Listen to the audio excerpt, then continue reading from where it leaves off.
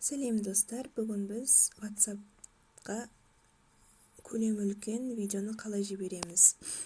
Біз WhatsApp арқылы жіберетін болсақ, мысалға мынау 6 минуттық видео.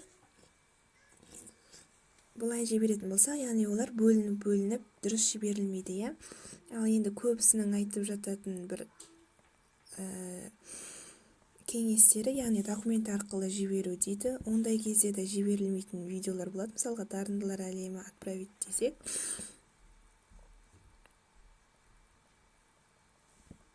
Размер выбранного вами файла превышает, отправка невозможна дейді. Яғни бұл арқылы да жіберілмейді. Сол кезде не істейміз?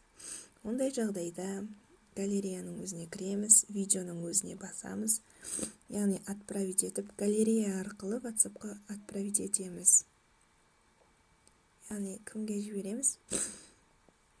Мен бауырыма жіберем.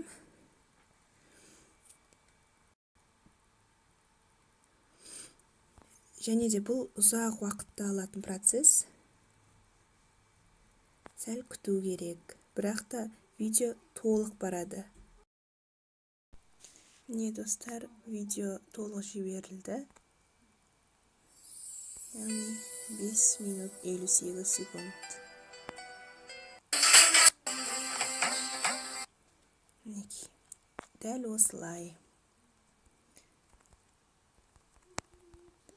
Назар салғандарыңызға рахмет. Сау болыңыздар.